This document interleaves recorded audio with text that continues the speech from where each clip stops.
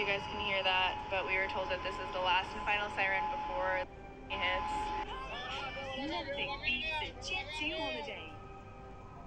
Just hours after that, a woman records a bizarre video of mysterious creatures swimming in Chile.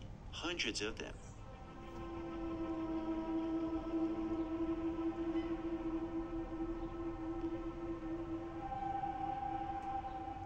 Mermaids, or at least this is what most people on the internet think that she captured. Evidence of the existence of these mythological creatures the same day the entire Pacific Ocean shook.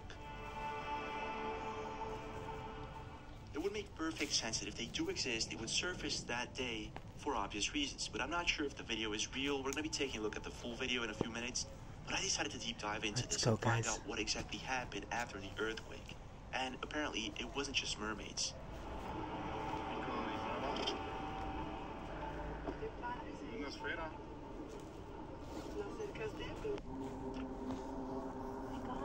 That sound.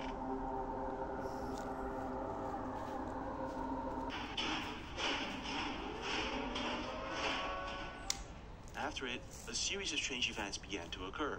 Do these earthquakes look like they're in a line? This is the past 48 hours, and we see a clear linear pattern. Okay, this is real time. I am in Flowery Branch, Georgia, and I just saw one of the orbs was being followed by a helicopter. I'm gonna post a video here in a minute of this.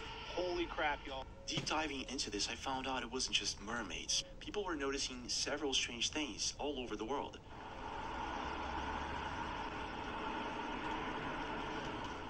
So let's begin with the basic, and that would be this video in Chile. So I found the original video. It's coming in from Lilian Hur, and she is in Iquique. And she's got a pretty normal account. As you can see, it was recorded 6 days ago. She says, a day in life, recording the sea. Let's take a look at this.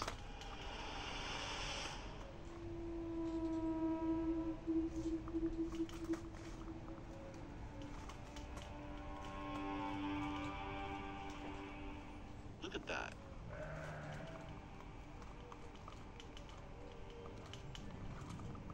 Okay, so maybe they could be people swimming or sea lions, but then she pans the camera and you can see hundreds of these things swimming around. But after a while, she zooms in and it seems to be a person. There's a specific moment there that we can see this person underwater before it surfaces, and it looks as if it's swimming pretty quick. Over here. Look at that. This person was here, and then in a matter of instants, it's here. Let's play this thing in slow motion. Look at that. See? Here's a person. Or, I don't know if that's a person. Look at that. What is that? And what are those things around it? Look, its tail maybe? What? This is crazy. Look at that. Oh my gosh. Something's going on here. I'm not sure what it is. And I'm not sure these are mermaids. But then there's this part. It looks like a dolphin. But then again, what are these things around it that are poking from the surface? Look at that. So maybe dolphins swimming with people or mermaids? I'm not sure. It's pretty crazy. But if this were to be true, there should be more sightings of these things that same day, right? Well, on this one 2 days ago, oh my gosh, let's see if this is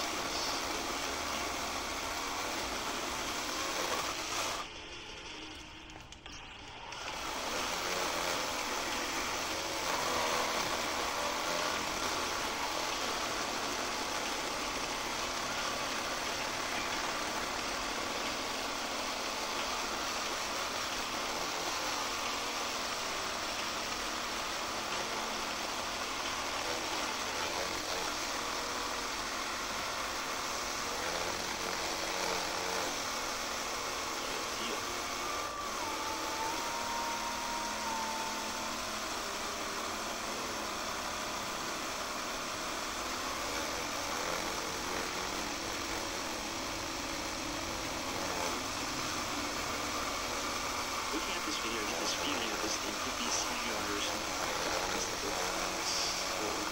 Sea lions, don't be fooled. Yeah, could be the case. Those are orca whales. Doesn't look like mermaids. Perfect. Again, we wouldn't know this.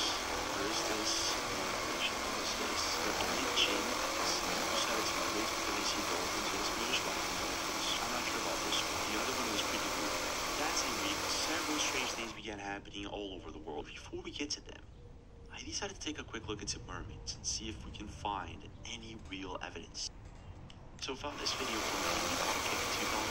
This was a listing of the Beach Forest Resource Council. I've made some research on it. This is at Newport Beach, looking at this. So this is all right from me. She's over here. Something doesn't look like there was a mermaid sleeping there. Like, look at it. Did I just find a mermaid imprint? I had to, right? There wasn't a mermaid right there. Lumber snake, or I'm convinced it was a mermaid because see how I'm thinking? I can so what's the brain in here? That looks like a Yeah, it looks like a pretty big fish, but still the tail is kind of weird. I'm just going to zoom in. It gets weirder. Let's take a look at this. amazing little line. The texture. This is a whole ass mermaid. Do you see the ridges? Am I crazy? And then it, like, the way that it's putting itself back in the water? Oh, this face is like a flame. That's what we look at. Wait a minute. She thinks it's scooted back to the water. That would be crazy. Look at this.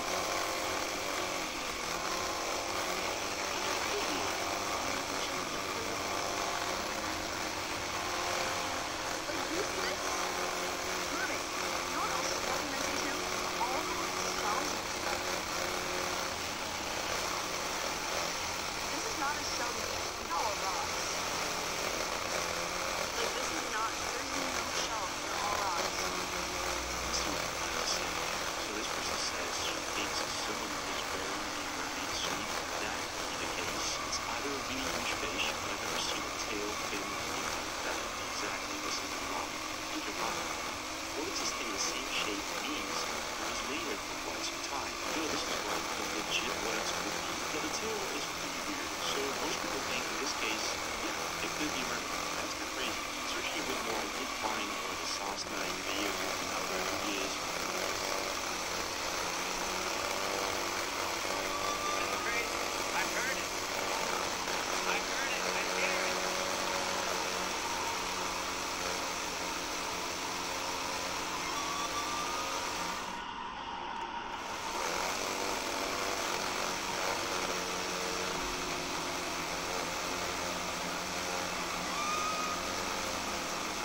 Searching a bit more, I didn't find videos that scream 100% this exists, even though some of these videos are pretty strange. But I'm guessing that there is something hiding in the ocean, the mermaids, or maybe something else. Water officers called 911 after seeing 50 of them come off the ocean. Advised their crew made contact with that officer that there were 50 that came off the ocean. Just a few days after the earthquake, several people started witnessing these UFOs once again. This time it got closer and closer to people.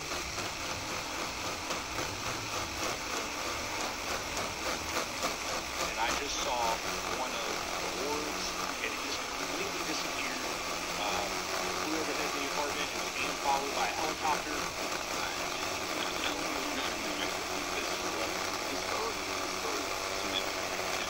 Before we get to these videos, there's something else that started happening right before that. That was New York City with these bizarre booming sounds. This athlete, this is reported by Jim. She reported this 3 days ago.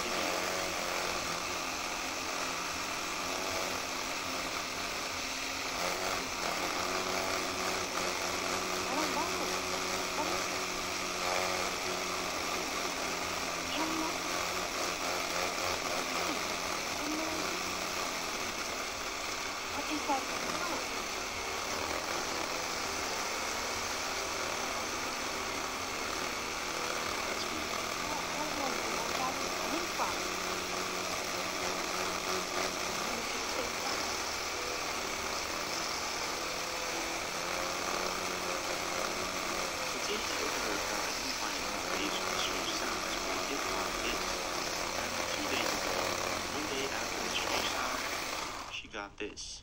Wait a minute, didn't I see something about New York? So there's a giant heat mass moving towards New York City right now. What? Now they're calling it a hot blob, and it's 220 miles wide. It's currently underneath the Appalachian Mountains, and it's moving towards New York City. Wait a second, 220 miles wide and it's moving towards New York City? What? Headlines are saying, but if you read into the article, there's a little less to worry about than you may think. Oh, thank God. The mass is actually moving incredibly slow, and it's not going to be in New York City for about 10 to 15 years. I'm not thinking more about that. Is this actually real?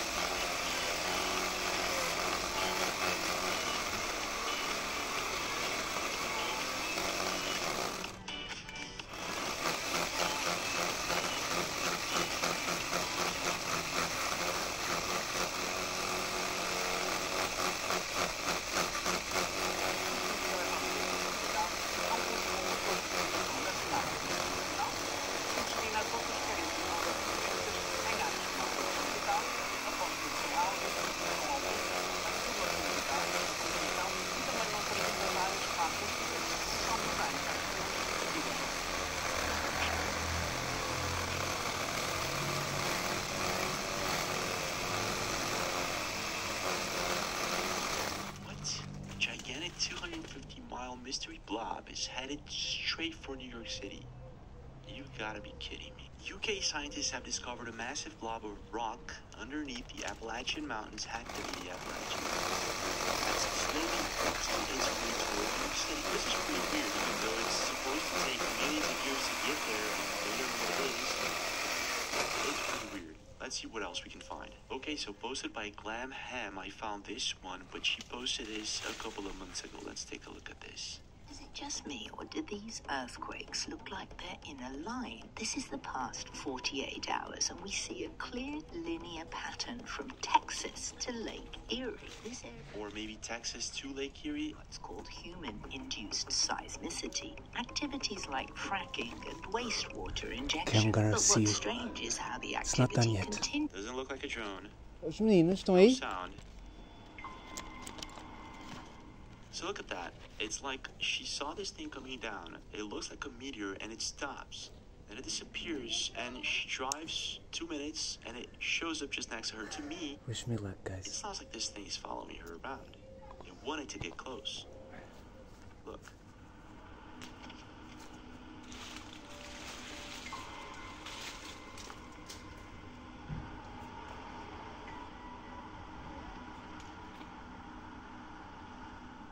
That's impressive. Wait a minute, I tracked these orbs last year and they were hovering mostly above nuclear reactors in the United States. But this one is in Liverpool. These things are flying over nuclear reactors. That's what I thought.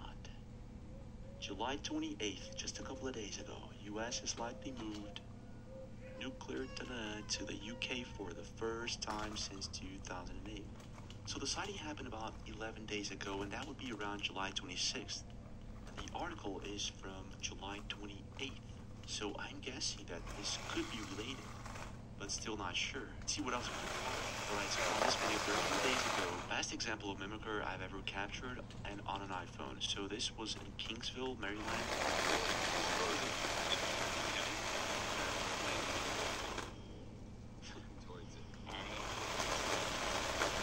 Looks like a hole. iPhone looks ridiculous. His move is putzing across the sky. Here we go.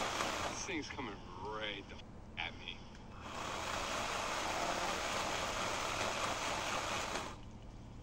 Come on in, man. There was one light, now there's two. It's somehow shape-shifting, is it what he's suggesting? Because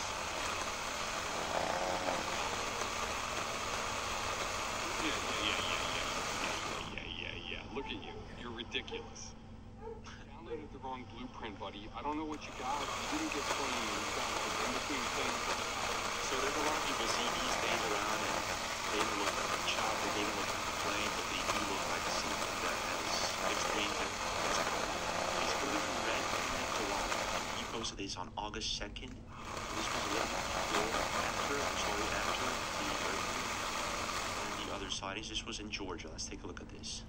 Okay, this is real time. I am in Flowery Branch, Georgia, about 30, 45 minutes outside of Atlanta, and I just saw one of the orbs, and it just completely disappeared. It flew overhead in the apartment, and it was being followed by a helicopter, and you can hear and make out the helicopter, but you cannot make out what this orb is. It's just a bright orb. It slowly disappears as it flies away. Yeah, that's exactly what a lot of people are seeing. We just saw a video like that, so it's basically the same thing. Whatever these things are,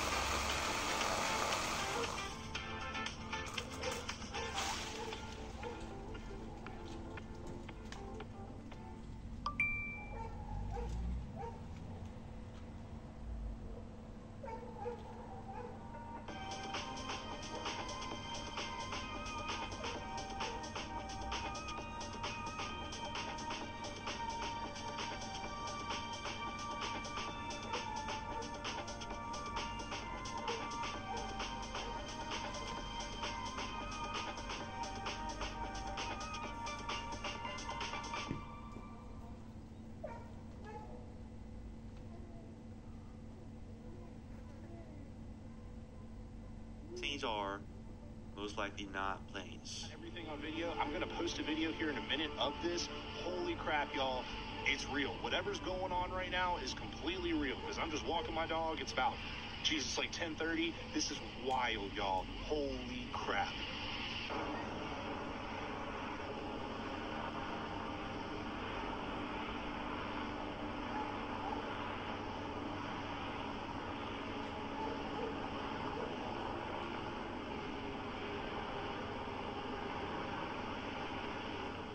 So searching for more of these strange sightings after and a little bit before the earthquake, I found a bunch of them. It's like it's amped me up real quick.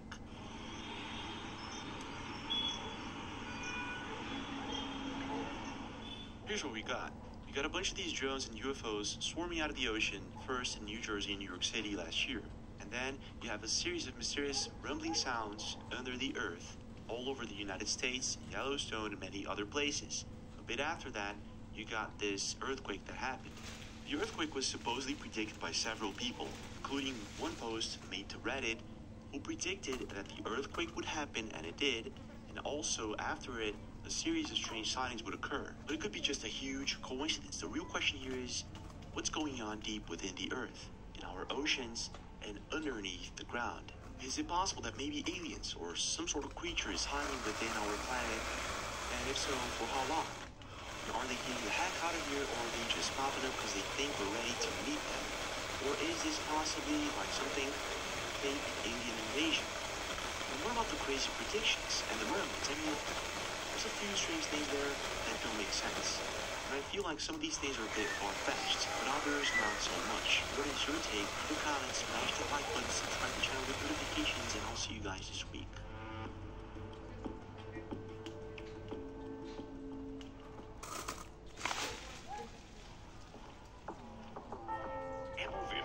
Funciona de várias formas, com a XTB. Porque a XTB oferece muitas oportunidades de investimento, como ações e ETFs com zero comissões. Ou negociar CFDs sobre índices, matérias-primas e pares de moedas, o que o Zlatan quiser. Hey! Também pode investir as suas poupanças. Por exemplo, para a sua reforma ou para os outros planos de investimento. A escolha é sua. E enquanto espera pelo investimento certo, ganha juros. Tudo na app da XTB. Agora o dinheiro trabalha para o Zlatan. Não o Zlatan para o dinheiro. Lembre-se que investir envolve o risco de perder dinheiro e pode não ser adequado para si.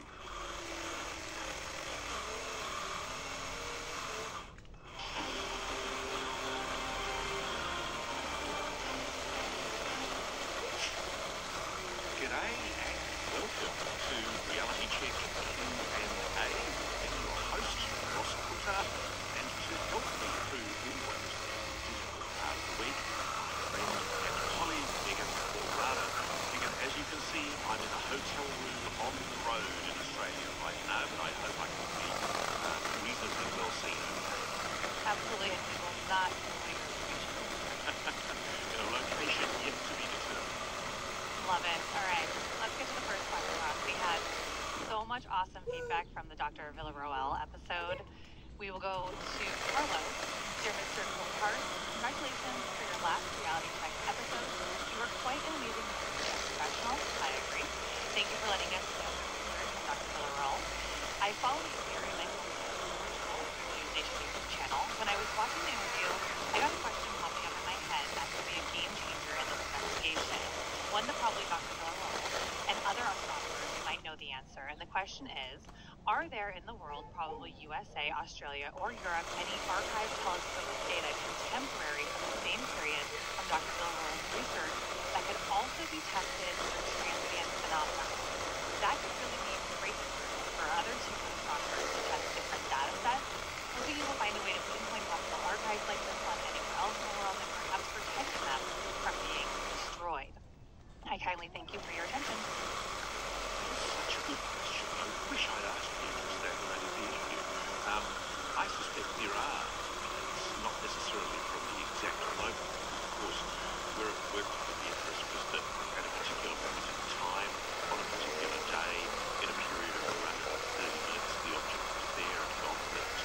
So I'd be really surprised if the objects are the same objects in that same time period on other glass plates around the world.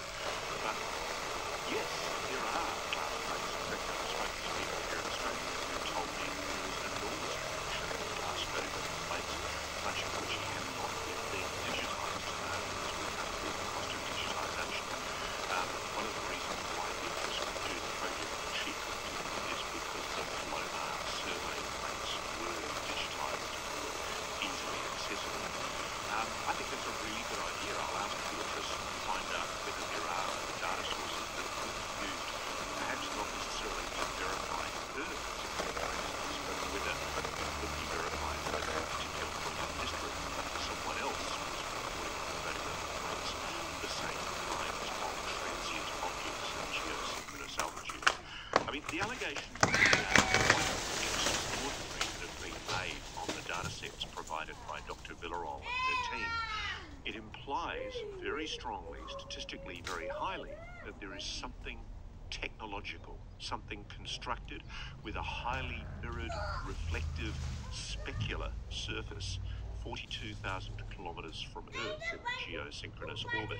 And it was there in the 1950s before humans developed space rockets that could send objects into space. So, hey guys. Pretty cool mystery, and yes, I agree, that would be a fascinating... Wasted, guys. Look, it's gone. It's down. I just need to clip it, and it will fall in this here, hopefully. Thank you, guys. Repeatability, part of the scientific... Okay, great. We have a question on X. If these transients were ice crystals, wouldn't it make sense that they don't show up in the Este barulho. Why are they not ice? They're not ice because of the size Agora eu tenho, vou cortar deste lado. Estás a ver? an ice crystal is not reflective.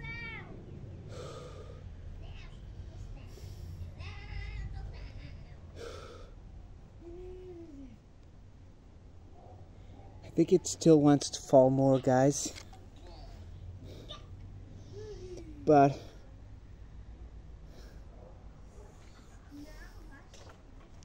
look, it's moving.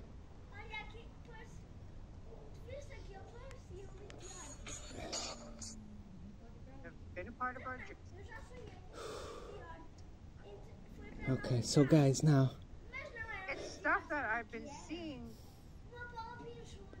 I get a little while before it hits me hard. okay, so I'm gonna be resting now a little bit.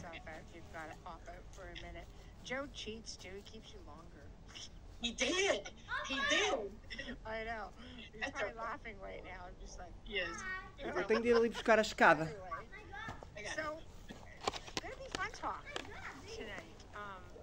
Because there's just things that are popping up, online. I have to address it when I see it. And one of them, of course, because I want to go over UFOs over Niagara, and I want Preston to just go when he feels like going. But I had to address this okay, the cities in the skies. I'm going to show pictures because to me they're like A, a mirage, B, mistaken identity, C, maybe the obvious, which are buildings maybe in the clouds. I don't know, because it depends how far up they are. But I'm going to put them on there because, I mean, I want expert opinions. So anyway, yeah, I had to share this stuff. And here we go. 1 minute. I'm just going to share up the one I've got here. Okay. And you guys can let me know your thoughts on this. Okay. So this right here. Okay. So this is the original picture down here. So look, I've seen other skies, escapes in the clouds, and I'm thinking, okay, maybe it's an interdimensional thing. Maybe it's something. Eu não sei se eu havia de ir cortando os ranquinhos ali, mas ela está um bocado alta ainda. And then I start digging, I find this.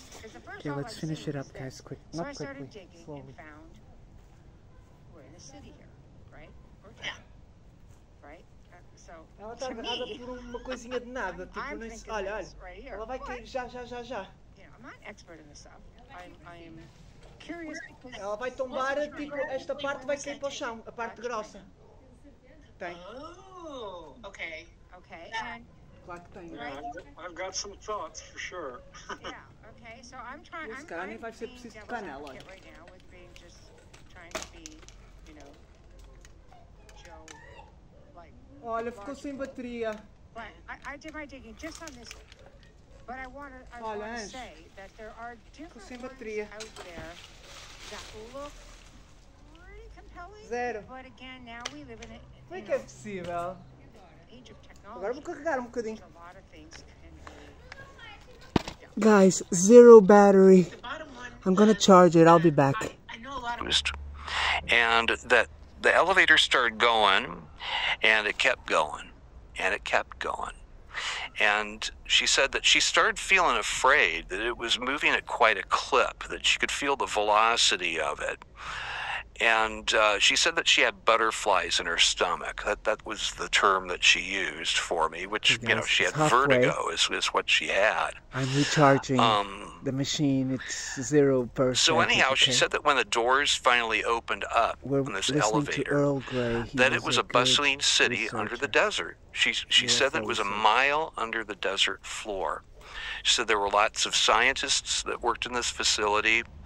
She mentioned German rocket scientists, and I figure, it was probably from the Operation Paperclip, where we kind of acquired Germany's coterie of their highest, most intelligent scientists that were working on their rocket program. She said that they had little cafes down there, that they had one cafe that had yellow umbrellas. And, well, I'm getting ahead of myself. I think I made a slide for that. But she said that there was a bowling alley, like a little tiny bowling alley, that they had a movie theater, that these people were staying down there for long, long stretches of time, working on esoteric projects. I forget what word she used, what kind of projects that she said it was, but she let me know. It was very strange stuff. And she said it was all very, very secretive. Getting ahead of my slides, you see. So anyway, this is apparently some underground facility somebody took a photo of. We have plenty of underground facilities. I mean, there's one that Northrop runs that they call the Ant Hill. That's out in Tehachapi. I don't know if we're supposed to know about it, but a lot of DOD guys I talk to, they say, oh, you mean Tejon Ranch or the Ant Hill has 20 different levels to it, and that's what Northrop has. Now my mom mentioned one little restaurant that they had that was set up like a French cafe. It had yellow umbrellas over the tables. And she laughed about it. She made a joke about it, and she kind of shook her head, and she said, I found it really funny because you don't need an umbrella in a cave. She also said that they had a barber shop, but there was a guy there that could perm her hair for her.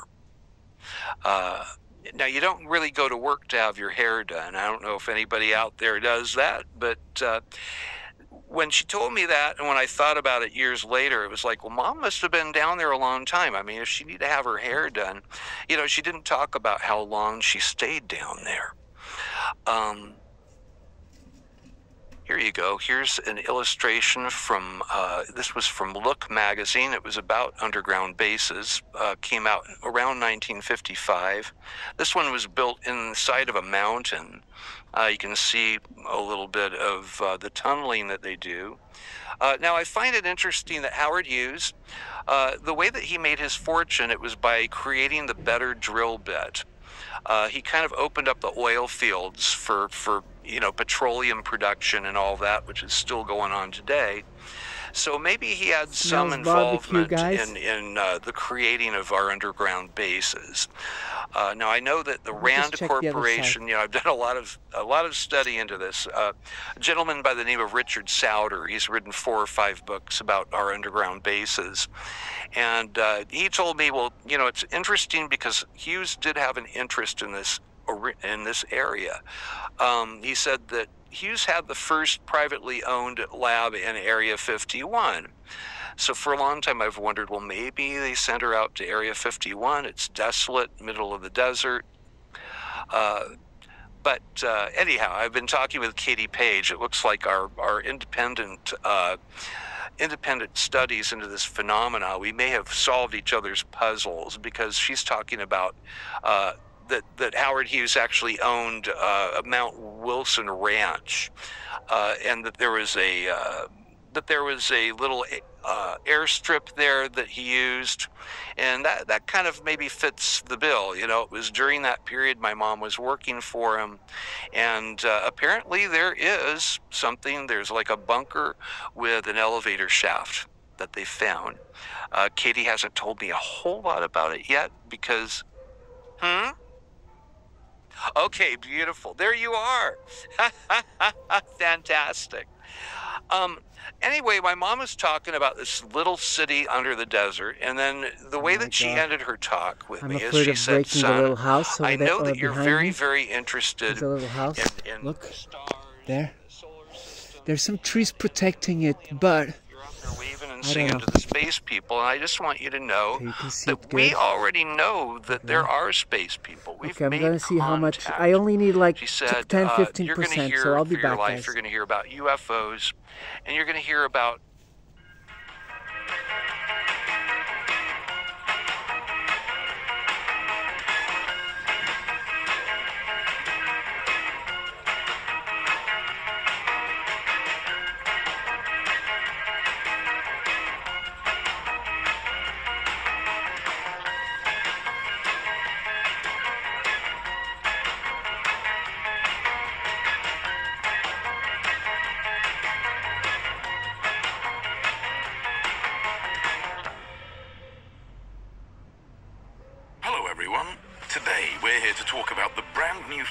of this amazing vehicle behind me, the Ford Trucks F-Max, equipped with the new generation EcoTorque engine. The F-Max redefines efficiency with more than 11% fuel savings. How does it do that? The new 12.7-litre engine, equipped with a new combustion system and active thermal management technologies, makes the F-Max more durable and lighter. It minimizes the drag with its enhanced aerodynamic performance. For example, the active grille shutter adjusts itself depending on operating or environmental conditions. And this means fuel savings. The front air suspension take driving comfort to a whole new level. Thanks to the predictive cruise control, When you activate the sailing feature, the F-Max automatically adjusts its speed on all road conditions. In collaboration with Intelligent Adaptive Cruise Control, it adjusts its speed again to maintain the following distance with the vehicle ahead. And now, let's talk about the digital mirror system. The digital mirror system enhances the F-Max's aerodynamic performance and never compromises image quality, even in rainy conditions. It does not fog up thanks to its camera heating mode. It dynamically adjusts in changing light conditions, maintaining image quality and providing a seamless experience. With the whole new generation EcoTorque engine and new vehicle features, the Ford Trucks F-Max brings together comfort, technology, and, most importantly, efficiency. All you have to do is to enjoy the drive. After all, you have an F-Max, right? You're going to hear about possibilities guys, of life being I have in the 17%. universe. But I thought that you What I'm going to should do is know we're going to wait a little bit. I'm we going to already press know pause, that and we're going is to a come back real to thing. cut it off finally, okay? My mom stopped talking at Oh, you're that enjoying point. You know, she's looking at her watch. to listen It's time to for you to my go to friend school Earl now. Grey. This is from 2 years ago. And, you know, the story of my life, right? So, I went off to school, and I didn't really think too much about it, you know? I mean, when we're young kids, we're kind of open to the magical things in the world. And, as far as I knew, the other neighbor kids, maybe their parents worked in little cities under the desert. I really didn't know. It was out of my wheelhouse. It still kind of is. We don't know a whole lot about our underground bases. We just know that we have them. We know that we have them. But anyway, she said intelligent life in the universe is a very real thing. We already know that we aren't alone. 2 more minutes, guys. And I thought about this and thought about this. I would try to listen to my mom sometimes. She would talk with her sister, my Aunt Mary. Now, she and my aunt, when they were young, they lived in Iowa, and they had an encounter with what my mom liked to call ball lightning. But this wasn't ball lightning. It lasted like 10 minutes. Came in through their screened-in porch when they were going to sleep one night during the summer. They'd do that to get away from the humidity in Iowa. And this ball of sparks, it went over my aunt, like it was perusing her, inspecting her. And my mom was up on her elbows, and she said it came back over to where she was, and it was eye level with her. She said that it hung there for a little while, right in the air, went back to the screen, and it pushed its way out. And she said it sounded like an angry hive of bees. Angry hive of bees. We heard that just a little while ago. Anyhow, that was the words that she used, like an angry hive of bees. She got up, she got her bathrobe on, and she ran after this ball of sparks. She saw that it had gone into the neighbor's property. It was hanging over their cornfield. So my mom said that it was waiting for her. She got there. She saw it waiting for her like a puppy dog would wait for somebody, about 40 feet in the air. She got right under it. She's looking up at this thing, and she said suddenly it popped like a soap bubble. And she said it smelled like, it smelled like your electric train transformer, Earl, which is electricity. It smelled like ozone. So some kind of a plasma object, but it was under intelligent control. Ball lightning, I've talked to Dr. Irina Scott about this. She wrote a book called Inside the Lightning Ball, and I think she actually shared my mom's story in that book.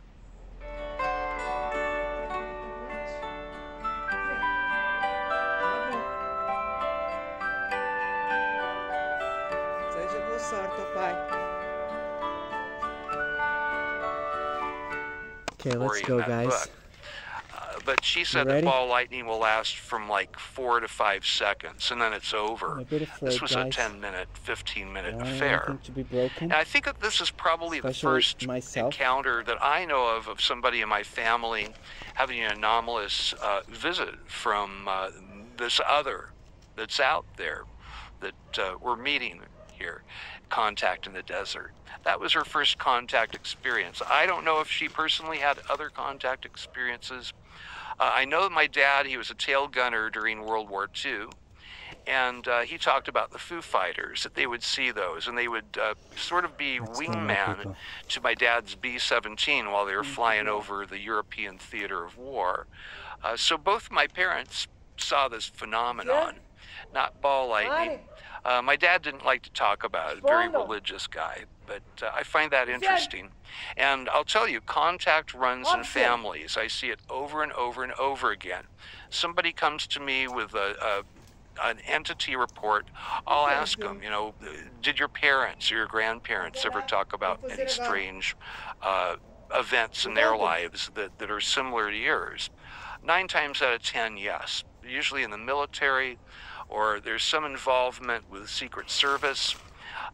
Maybe they were working at an ICBM facility. There's interest in that. Dr. Robert Solis and David Schindley, two commanding officers of nuclear missile facilities that were both hovered over by flying saucers and shut down their missiles. So there's definitely an interest in the military. There's an interest in our nuclear capability. And a lot of times these people wind up being contactees or abductees. So anyhow, the years went by. 5 years went by. I was in grade school. I was over at Acacia Grammar School in Thousand Oaks, California. Now we would do a show and tell on Fridays. Fridays was show and tell day. And this particular Friday, the teacher said, we're going to do a show and tell about what do your parents do? All right, that's sure. So I talked about my dad's landscaping business. My dad had a landscaping business. The kids were kind of yawning. A lot of the kids, you know, Thousand Oaks, a lot of the people who were working in the aerospace industry moved to Thousand Oaks. It's kind of like that. So they all have these exciting stories. My dad's working on the Apollo program. My dad's working on the Redstone rocket program, this and that. So I finished talking about my dad, and it was a collective yawn. So I said, but let me tell you about my mother. So the very first time that I did what I'm doing right now for you guys, I did in 1968, Thousand Oaks, California. But it was a room full of 10-year-old kids, my peers, and my teacher. You know, the other kids kind of teased me about it. They do the Martian antenna behind my head, and, you know, Earl's an alien. And maybe they were right. I don't know. I found out later on, too, that my mom was pregnant with me when she was working in this underground facility. So now I don't think I'm an alien, but I don't know. Maybe maybe it rubs off on you or something in close proximity. But I didn't think anything more about it except the teasing was just kind of what it was. My eye, guys. But the Wait a teacher second. It's was not done yet. Look. by what I told the class. Almost. And I owe that man quite a bit for that. But anyhow, I took to this like a fish to water. Now, it was maybe 9 months after I joined MUFON. I think I had about 35, 40 cases under my belt at that point. I don't think I had any unknowns yet. I had a couple that I thought probably were UFOs, but Jeff was kind of a stickler on evidence. He wanted more than, you know, one eyewitness, and he wanted something. But anyhow,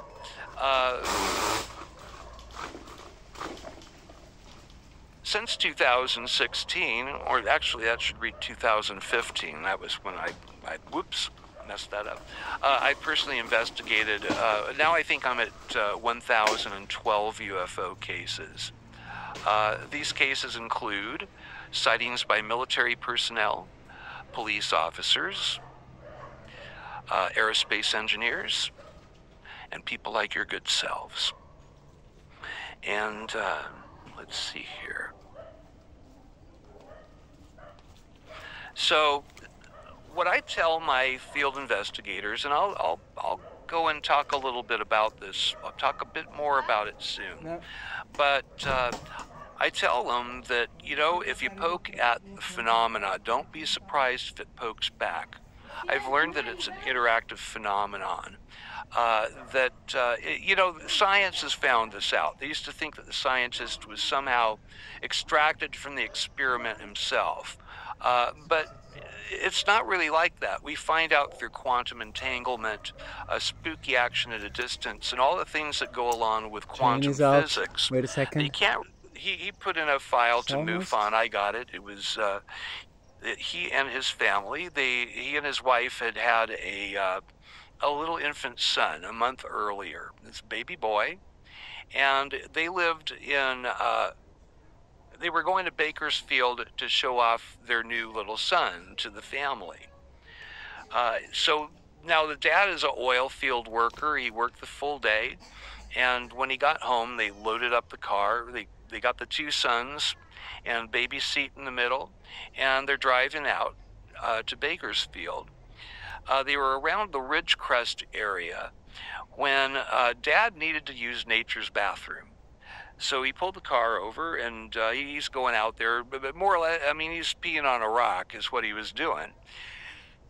Very dark out. The stars are beautiful. He's looking up, and he sees this constellation that he had never noticed before. It looked like a perfect ring that was around him, like 20 stars that were in this perfect circle. He's looking up at this. He calls his wife out of the car. He says, "Hey, honey, come and look at this." She came out. She's looking at this, and the stars seem to be drawing in closer and closer to each other. And they are the concentric point that these seem to be convening over. He's watching this, and then he notices this red light that's playing in the bushes by his feet. He said that it was an orb. It was his words. He said that it was this red spherical object that was just floating around. He said that he thought that it was probably to divert his attention from what the main show was.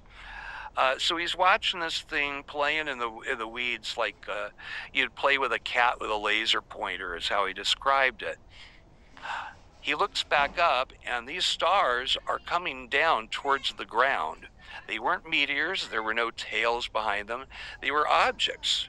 He said that it was a perfect circle around them, and these things were heading down towards the desert floor. Then they started coming towards them. He was scared. He turns to the left. He looks for his wife. She's no longer there. He said that he heard her voice behind him, and she said, "Don't worry, they're not going to harm us." He said it wasn't her usual voice. It sounded like somebody was speaking through her. The next thing he knows, there's this object, this bright light that's coming from the distance on his right. And he sees that what you see right there. He said that it was like a flying saucer out of an old science fiction movie. He said except it was chromed. It was about 30 to 50 feet across. And he said that this thing raced past them like a freight train, that it was about 8 feet off the ground. And you could see the stars perfectly reflected in this thing's surface. In fact, we were able to find the exact date of his encounter with the Farmer's Almanac by the phase that the moon was in that night. So I actually have the exact date when this happened. This thing races past them, and the next thing they know, he and his wife, they are standing there on the back bumper, leaning against it. It's 8 o'clock in the morning. The sun is up. The two boys are asleep in the back seat of the car. The baby is perfectly quiet, and they don't know where this missing time went. Now, I got Jeff in touch with Kathleen Marden. He's not sure if he wants to be hypnotically regressed. He said, "I'm afraid of what I might find out." It was a very emotional thing for him. His wife divorced him over this because she said she was sure this was the devil and the devil's little imps that did this to them. But Jeff said, no, it was aliens. It was aliens. And I tend to believe Jeff. By the way, that's one of my students' drawings. His name is Leo Frontini. I do teach a class in ufology at Otis College of Art and Design. And I'll have my students, one of their assignments is if they want, they can come up with a fantasized UFO encounter, a famous UFO encounter, or they can paint or draw one of the cases that I present to them. So that's from Leo, a beautiful illustration. I'll probably use that in my book once it comes out this year. Black triangles. And we have a lot of black triangle cases. Anybody out there ever see a black triangle? Oh, you did? Let's go. Okay. Well, we have a lot of those. Now, some say that these are ours. I think that possibly they are. Probably they are. But I think that the technology came from somewhere else. I mean, I'm hoping that it's 70-some years since the Roswell crash that we would have made some progress on, evading gravity and some of these technologies. Here's one case in particular. This is CMS 125925. This was a recent case. It was 2022. I took the case myself. It sounded like my cup of tea. The woman is a musician. She said that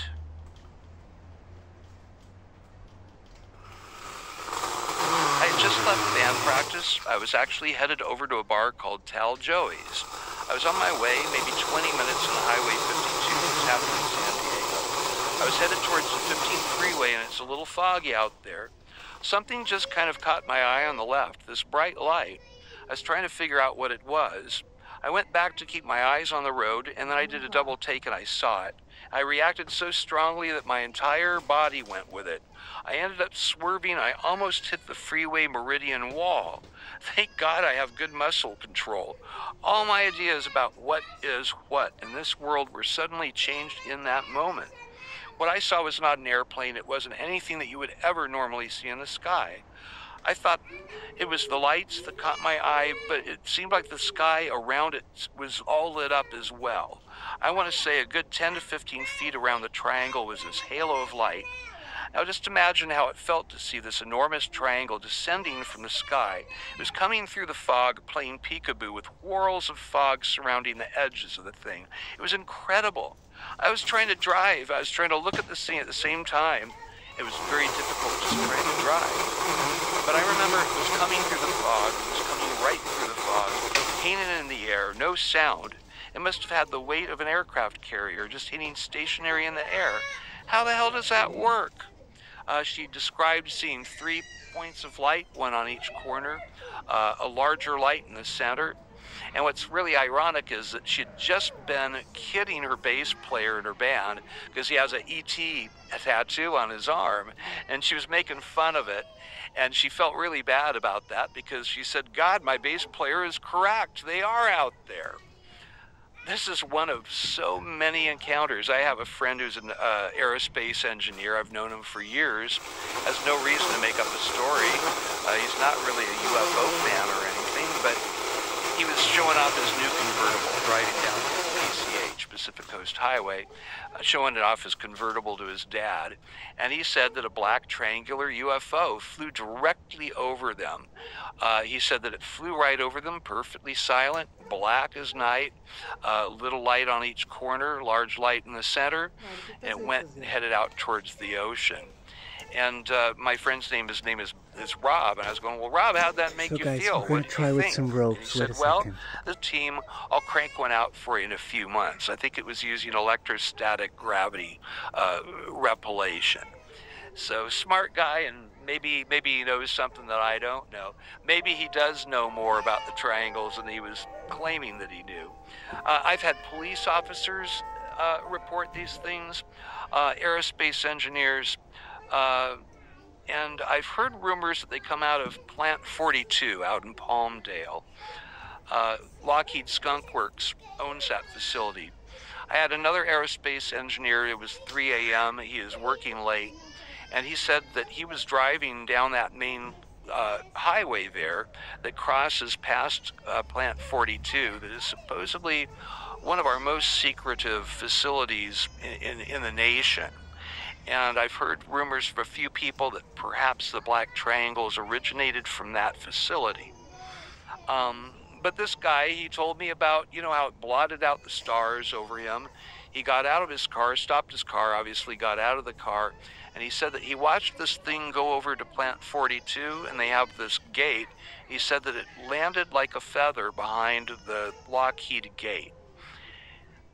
like I usually do. I said, well, how did that make you feel? He said, well, the way it makes me feel is I'd really like to work on that project. Do you have any idea how I might be able to do that? So those are just a couple of cases. I have police officers have reported them. One in Bakersfield that was about 40 feet away from one, painting over his neighbor's house, perfectly silent. He's close enough where he could see what looked like hydraulics on the side.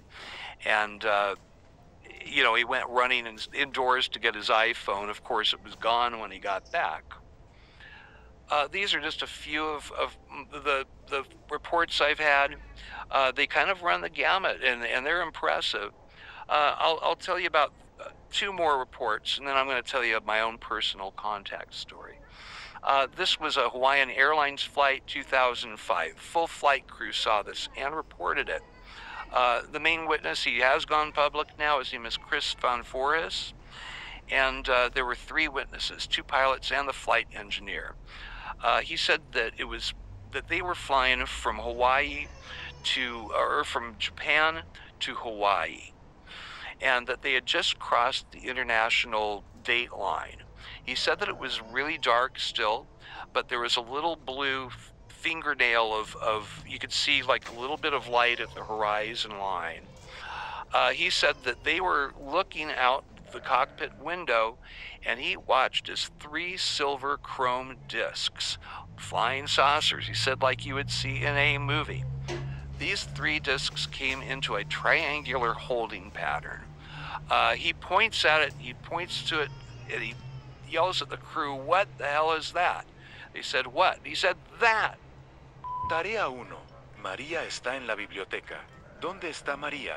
And that's why I say goodbye to language schools for good. There were 10 people in the class, all waiting for their chance to speak. We followed a boring coursework. The content was super generic, and the classes always at weird times. I was out here at 10 p.m. conjugating verbs. Then a classmate told me about prepping. I got myself a one-to-one tutor to help me with my goals. Now I don't need to wait for my chance to speak. All the attention is on me. There is even a little speaking tracker that shows I'm actually making progress. We talk about stuff I actually care about. And the best part, I can take lessons whenever I want from the comfort of my own house. Seriously, if you are tired of good class, book a trial lesson with Preply now.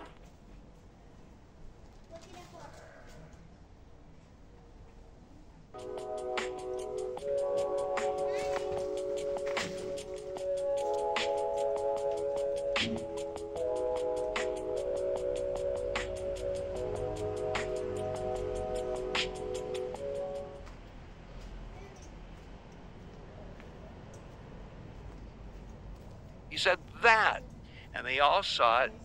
I have like a photograph of the flight log with all their signatures on it. They drew a little picture of 3 little flying saucers, the date, the initials. He said that they hung there for just a couple of seconds, just so, I guess, to get their attention, and they shot down instantly below the horizon line. Get a lot of abduction cases.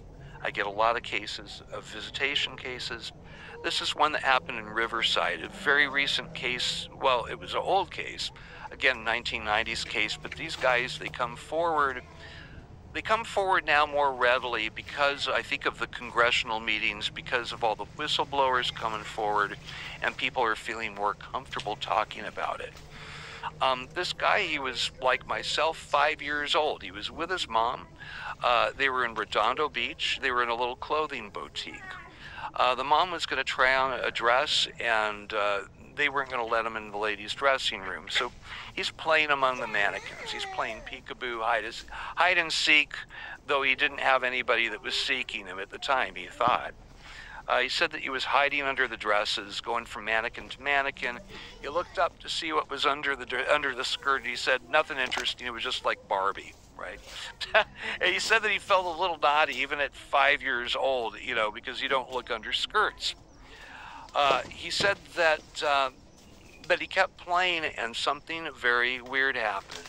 He said that suddenly everything became bright, like a flash of light, like a strobe. Then everything went perfectly dark. He said you couldn't hear a sound. Time seemed very weird, very malleable, and very slow down. and he saw this creature. Okay, Now, ask this him what gentleman you is an want. artist as well. I love it when I encourage my witnesses to draw or to do art to describe sometimes what is indescribable in words. And so this is his depiction of what happened. He said that this being, he called him the postman because the skin was the same color as a postal worker's uniform, sort of a bluish gray. Black eyes, and he said that when you stare into those eyes, you can't look away. They're hypnotizing. They draw you in. He said that this being started communicating with him, but that there was some sort of a note of disapproval that he was picking up. And maybe it was, you know, he was looking under the skirts of mannequins. He couldn't really figure out why this was happening. But he said that it was like this timeless time. He doesn't know if it was an hour, 2 hours, 5 minutes. All he knows is that he has this crazy, intense memory that he couldn't get rid of. And he just, for years, it was this question mark in his life. Now, he saw the film, or the series Taken, the Steven Spielberg series, and he said everything came crashing into him at once.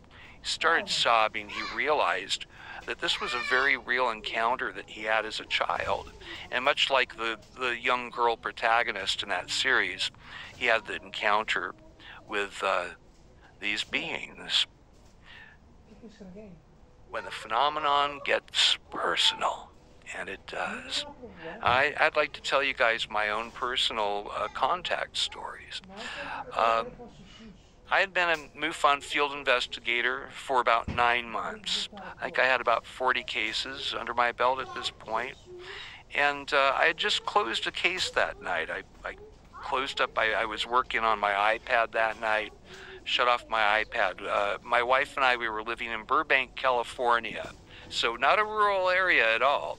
It was Burbank, you know, the real Hollywood, right? This is where the film industry is kind of stationed. Warner Brothers Studios is there. A busy spot. But if they want you, they're going to get you. And it doesn't matter where you live. And I think that perhaps I was tagged from childhood, that I was tagged to meet these guys. I started trying just on a lark. I'd heard about the CE5 meditations. Now, just seeing a flying saucer wasn't good enough for me. I wanted to meet entities. So every night for a couple of weeks, I'd get into a meditative state. I did a bit of TM meditation when I was a teenager, and I remembered the principles. I had the focal point. I still remembered my mantra, and I was doing that. I would get into a meditative state where I felt like the little cord of life going up. That's how I would always know that I'd kind of entered that zone. And I would send out the message, I want to meet you. If abduction is the price of the ticket,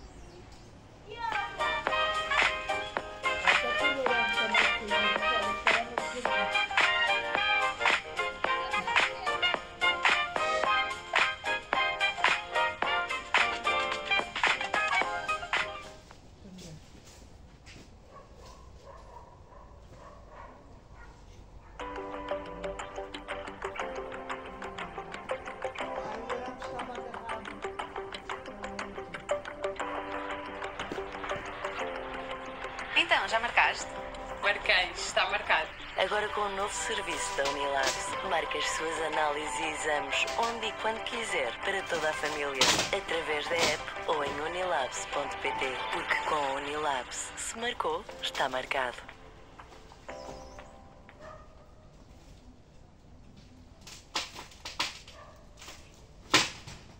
the ticket, take me. That's fine. You can have my DNA, go ahead.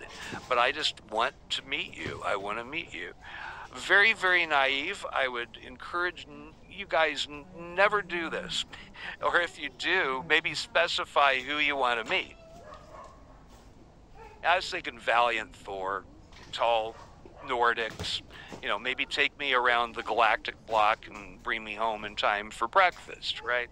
Well, cornflakes, my frosted flakes, right? So But I went upstairs. I have back problems. Finito, my I people. walk around with my Sorry. water bottle. My I was pogo just, stick here. Okay, let's Which I put a didn't music need to say before I had goodbyes, my guys. encounters, by the way. Hope you enjoyed. But anyhow, look at that. I did have back problems. Look, I put a guys. bunch of pillows behind my It's back. down. It just broke My wife is already asleep some next to me, metal dead in the wires, but world. it's not a big I didn't expect problem, anything I weird to happen. I will There were help no it lights on in the house. It was repair it. perfectly dark. Okay, so where I was is kind it? of on my elbows, maybe the same position my mom Okay, so was because in I when really she had her love this encounter music with the after intelligent I do ball of something good, sparks. guys.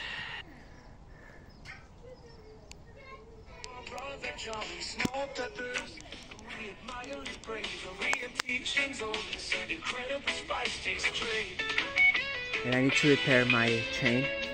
It's not working well. I had to use the ropes and it worked well.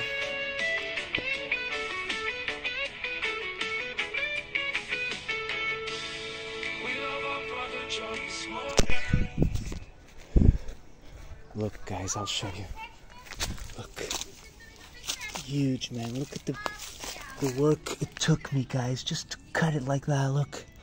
And then I have to do another cut, and then it wouldn't leave. Look at that. Huge motherfucker, guys.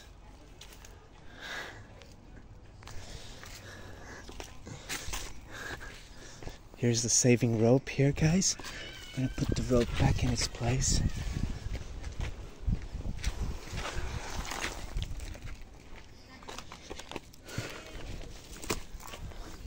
I may have to send it to my friend to repair it. Guys, thank you for all the support. Denise, thank you very much for the super chat. Super thanks. That was a blessing, guys. Look, can you see it's a bit black, so I'm gonna have to put it back. The rope, where is the rope?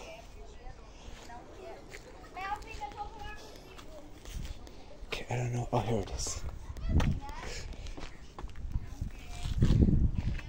So I don't know. I may leave this rope here.